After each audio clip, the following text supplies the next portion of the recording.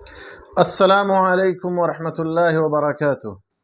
بسم اللہ، الحمد للہ، والصلاة والسلام علی رسول اللہ وعلی آلہ وصحبہ ومن والاه۔ محترم ناظرین، حمد و صلوات کے بعد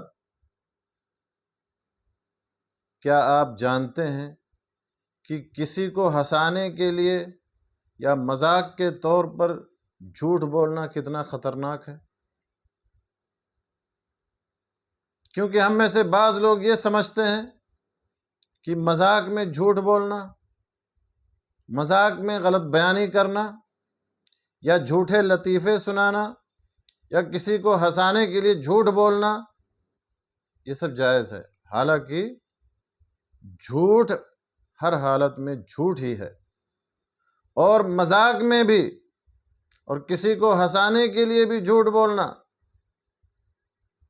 اتنا ہی قابل گناہ ہے جتنا کہ سنجیدگی کی حالت میں جھوٹ بولنے کا گناہ۔ آئیے اس سلسلے میں نبی صلی اللہ علیہ وسلم کا ارشاد گرامی سنتے ہیں۔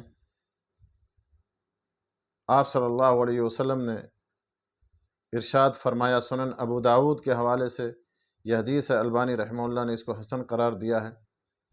آپ صلی اللہ علیہ وسلم نے ارشاد فرمایا کہ وَيْلٌ لِلَّذِي يُحَدِّثُ بِالْحَدِيثِ لِيُضْحِكَ بِهِ الْقَوْمِ فَيَكْذِبْ وَيْلٌ لَهُ۔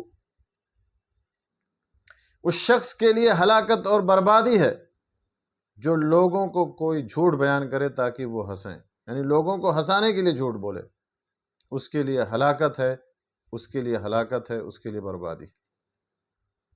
تو میرے دوستو، جھوٹ ہر حالت میں جھوٹ ہی ہے، چاہے کوئی مذاق میں بولے، کسی کو ہنسانے کے لیے بولے، لطیفے سنائے، جھوٹے لطیفے سنائے، یا پھر سنجیدگی میں۔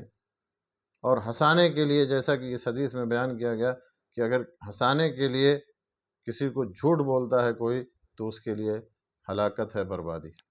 اللہ سبحانہ و تعالیٰ سے دعا ہے کہ اللہ تعالیٰ ہمیں جھوٹ سے اور جھوٹ کی تمام قسموں سے اللہ تعالیٰ ہمیں محفوظ رکھے۔ آمین۔ وآخر دعوانا ان الحمد للہ رب العالمین، وصلی اللہ علی نبینا محمد وعلی آلہ وصحبہ اجمعین۔